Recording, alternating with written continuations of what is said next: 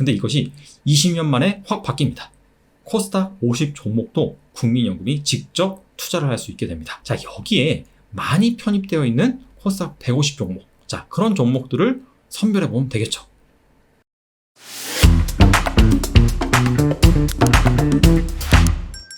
전일 투자 관점에서 중요한 소식이 날아들었습니다. 바로 국민연금의 코스닥 종목 직접 투자입니다. 아니, 국민연금이 원래 코스닥 종목을 직접 투자하지 않느냐? 코스닥 종목들의 연기금 수급을 보면 간혹 유입되는 경우가 있습니다. 자, 근데 여기에서 말하는 직접 투자는 무엇이냐? 기사를 조금 읽어보겠습니다. 국내 주식시장에서 178조 원을 운용하는 국민연금공단이 코스닥 종목 투자 비중을 대폭 늘리기로 했다.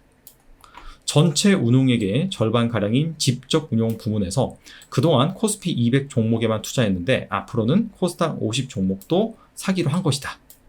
자, 원래 국민연금의 운용 스타일이 두 가지로 나뉩니다. 절반 정도는 자기가 직접 운용을 하고 나머지 절반은 운용사들한테 위탁합니다. 위탁 운용 같은 경우에는 운용사들이 어차피 돈을 받아서 자기 스타일대로 운용을 하는 것이기 때문에 코스피, 코스닥 자유롭게 투자할 수 있습니다. 하지만 직접 운용 같은 경우에는 국민연금이 아무래도 좀 안전하게 운용을 하다 보니까 코스피 200 종목에만 투자를 했던 것이죠. 근데 이것이 20년 만에 확 바뀝니다. 코스닥 50 종목도 국민연금이 직접 투자를 할 수 있게 됩니다. 자, 178조 원의 절반가량, 약 90조 원인데 이것을 직접 운용을 하는데 이 중에서 일부가 코스닥 시장에 흘러 들어온다 라고 한다면 상당히 큰 호재겠죠. 자, 그래서 이렇게 중요한 이슈가 어제 발생을 했기 때문에 제가 원래는 촬영 계획이 없었어요. 자, 그래서 좀 급작스럽게 준비를 하다 보니까 좀 간소하게 영상을 촬영하게 되었습니다. 제 얼굴 영상이 나오지 않는 대신에 제 사진을 띄워놓고 진행을 하겠습니다. 자, 그렇다면 코스닥 종목 중에서 과연 어떤 종목이 향후 국민연금에 직접적인 수급이 유입이 될 것이냐, 그 부분을 살펴볼 필요가 있을 것 같습니다. 자, 쭉 내려볼게요. 자, 바로 이 부분에서 그 힌트를 줍니다. 코스닥 시장 내 시가총액이 큰 바이오, IT 관련 기업이 혜택을 받을 수 있을 것으로 예상이 된다. 자, 그리고 그 뒤에 다만 최근 국민연금이 적극적으로 ESG, 환경, 사회, 지배구조를 고려하겠다고 밝힌 만큼 ESG 스코어가 낮은 종목은 수혜 대상에서 제외될 수 있다. 자, 이런 식으로 밝혔어요. ESG가 뭐죠? E가 바로 환경, S가 사회적인 책임, G가 지배구조, 거버넌스라고 말을 합니다. 최근에 이 ESG가 글로벌 투자 업계의 화두죠. 블랙록, 뱅가드, 세계 굴지의 운용사들이 이제는 ESG 책임을 다하지 않는 기업은 투자하지 않겠다. 이렇게 선언을 하기도 했습니다. 예전에는 그냥 돈만 잘 벌었으면 됩니다. 하지만 이제는 환경에도 신경을 써야 되고 사회적 책임도 다해야 되고 지배구조도 신경을 써야 돼요. 한마디로 이제는 착한 기업에 돈을 넣겠다. 이게 바로 글로벌 투자 트렌드, 스탠스입니다. 우리나라 국민연금도 당연히 이러한 추세를 따라갈 수밖에 없기 때문에 코스닥 시장에서 ESG에 신경 쓰는 기업에 주목을 할 필요가 있습니다. 자, 그래서 국민연금에 매수세가 유입될 코스닥 종목은 과연 무엇이냐? 크게 두 가지 기준을 둘 수 있는데요. 첫 번째로는 바로 코스닥 150 종목에 속한 기업들입니다. 코스닥 종목이 1,400개가 넘어요. 자, 그 중에서 왜 하필 코스닥 150 종목이냐? 아무리 국민연금이 코스닥 시장에 자유롭게 투자한다 하더라도 시가총액이 너무 작은 기업은 손을 댈 수가 없습니다. 코스닥 150 종목 중에서 시가총액이 가장 낮은 기업이 G3BNT라는 기업인데 시가총액이 3천억이에요. 근데 수십조 원을 운영하는 국민연금이 3천억보다 작은 그런 기업에 손대는 게 쉽지가 않습니다. 자, 그래서 최소 코스닥 150 종목에 해당되는 그런 기업에 주목을 해야 된다. 자, 두 번째는 앞서 말씀드린 ESG를 지금 잘 실천하고 있는 그런 기업에 주목을 하는 것이 더 좋겠다. 그래서 코스닥 150과 ESG, 여기에 교집합에 해당되는 종목을 주목할 필요가 있겠죠. 자, 그렇다면 ESG, 이것을 잘 실천하는 기업은 과연 어떤 기준으로 평가할 수 있느냐? 한국거래소에서, 즉 KRX죠. ESG와 관련된 지수가 총 7개가 존재를 합니다. 자, 간단하게 한번 살펴볼게요. 자, 첫 번째가 KRX S&P 탄소 효율 그린 뉴딜 지수입니다. 이거는 한국거래소가 S&P와 공동 개발한 것인데 같은 산업군에서 매출액에 견줘서 탄소 배출량이 적은 기업. 자, 이런 기업의 가중치를 많이 두고 반대로 많은 기업 같은 경우에는 나중 가중치를 매겨서 점수가 높은 그런 기업을 선별을 해서 투자하는 그런 지수죠. 자, 두 번째 KRX ESG 리더스 150 지수라는 게 있습니다. 자, 근데 이 지수는 요 밑에 세 지수와 함께 볼 필요가 있습니다. 자, 먼저 KRX ESG 리더스 150 지수는 ESG 통합 점수가 높은 기업을 편입해서 구성하는 지수입니다. 이거는 한국지배구조연구원이라고 여기에서 ESG 점수를 평가를 하거든요. 기업별로. 그래서 여기에서 평가된 점수를 바탕으로 유니버스, 즉 종목들을 구성하는 것이죠. 그 밑에는 KRX 에코 리더스 100이라는 그런 지수가 있어요. 이거는 이 ESG 중에서 E, 즉 환경 점수가 높은 그런 기업들로 지수를 만든 것이고요.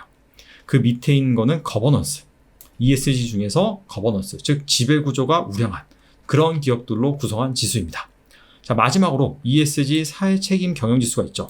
자, ESG 중에서 E랑 G는 나왔죠. 그렇다면 마지막 S, 즉 사회적 책임, 이 평가 항목 점수가 높은 기업들로 구성한 지수입니다. 그래서 맨 처음에 봤던 KRX ESG 리더스 150이 ESG 통합 점수, 그 밑에 세 지수 같은 경우에는 환경, 지배구조, 사회적 책임, 각각 이 점수가 높은 종목들로 구성한 지수다라고 보시면 됩니다. 그래서 이 모든 것은 한국지배구조연구원, 자, 여기에서 평가한 점수를 바탕으로 유니버스를 구성했다라고 보시면 됩니다. 그리고 끝으로 두 지수가 있습니다. 코스피 200 ESG 지수, 코스닥 150 거버넌스 지수. 코스피 200 중에서 ESG 점수가 높은 그런 종목들로 구성한 지수고요. 그리고 코스닥 150 종목 중에서 거버넌스 점수가 높은 종목으로 구성한 지수입니다. 자, 그래서 여기 7가지 ESG 관련 지수가 있는데, 자, 여기에 많이 편입되어 있는 코스닥 150 종목, 자, 그런 종목들을 선별해 보면 되겠죠. 앞서서 살펴본 ESG 지수에 3개 이상 편입된 종목들의 리스트입니다. CJ-ENM부터 메디포스트까지 총 13종목이 ESG 지수에 3개 이상으로 편입이 되어 있습니다. CJ-ENM과 안넷 같은 경우에는 무려 앞서 살펴본 7개 지수 중에서 4개나 편입이 되어 있는 종목입니다. 이 표에 대해서 간단하게 말씀을 드리면, 여기 첫 번째 ESG 지수 편입수가 나와 있죠. 4가 바로 4개 지수에 편입되어 있는 종목이다. 3이 바로 3개 지수에 편입되어 있는 종목이다. 자, 그런 뜻이고, ESG 지수에 편입된 것도 중요하지만 실적도 중요합니다. 그렇기 때문에 2021년 예상 영업이익 여기 나와 있고, 이 증감률은 전년 대비 증감률입니다. 자, 그래서 CJ-ENM 같은 경우에는 2021년 예상 영업이익이 3,247억인데 전년 대비 19.3% 증가할 것으로 예상이 됩니다. 그리고 작년 연간 배당금이고요.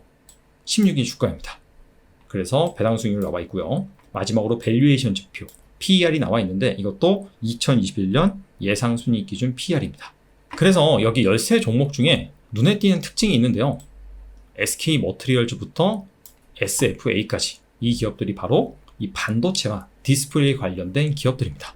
이 종목들이 코스닥 지수를 주도하는 종목인데 ESG, 이 점수도 좀 높은 편이다 라는 관점에서 주목하시면 좋을 것 같고요. 예상 실적 증가율도 대부분 양호한 편입니다. 단 아쉬운 거는 원익 IPS, SFA를 제외하고는 사실상 밸류에이션이 상당히 좀 높습니다. PR이 20배에서 40배 이 정도의 거래가 되고 있다. 참고로 SFA 같은 경우에는 주로 디스플레이 장비 이런 것들을 만드는데 반도체 장비도 겸업을 하고 있죠. 이 종목은 특이한 게 장비 업체임에도 불구하고 배당 수익률이 2%가 넘습니다. 에코프로 한번 볼게요. 에코프로 같은 경우에는 컨센서스도 없습니다. 자, 그럼에도 불구하고 이 에코프로가 최근에 에코프로와 에코프로 HN이라는 업체로 분할을 했죠. 그래서 상장돼서 거래가 되고 있는데, 에코프로 HN이 바로 환경 설비, 친환경과 관련된 직접적인 비즈니스라는 기업입니다. 최근에 주가를 보시면 상당히 엄청나게 많이 올랐습니다. 에코프로는 이 에코프로 HN의 모회사, 그리고 2차 전지 소재 업체로 상당히 유명한 기업이죠. 에코프로 BM, 여기에 모회사입니다. 그래서 최근에 에코프로 주가도 좀 양호한데 ESG 관점에서 좀 장기적으로 지켜볼 만한 기업인 것 같습니다.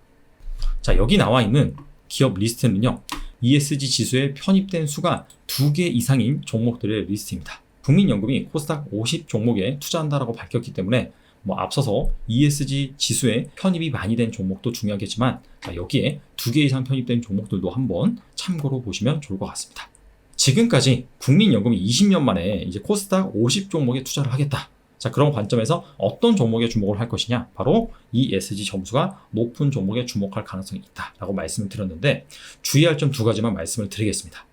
이게 당장 내일부터 국민연금이 마구 산다. 자, 그런 건 전혀 아닙니다. 자, 그렇기 때문에 이게 단기간의 투자 아이디어가 아니라 장기간의 투자 아이디어다라는 관점에서 여러분들이 꼭 인지를 하셨으면 좋겠고요. 그리고 뭐 국민연금이 연초에도 우리나라 주식 편입 비중을 더 확대를 한다, 반다 이런 얘기가 기사를 통해서 여러 번 나왔었는데 사실이 아니다. 이런 식으로 중간에 좀 노이즈가 있었어요. 자, 그래서 오늘 말씀드린 이러한 기사도 지금 최초로 나왔는데 이게 정말 사실일지는 조금 더 기다려볼 필요가 있습니다. 자, 그럼에도 불구하고 ESG라는 거는 향후 10년, 20년을 결정할 메가 트렌드이기 때문에 이 ESG를 잘 실천하고 있는 기업이라면은 당연히 잘 주목을 해볼 필요가 있겠죠. 자, 이제 한 주간의 시작인데 화이팅 하시고요. 오늘은 여기까지 하겠습니다. 감사합니다.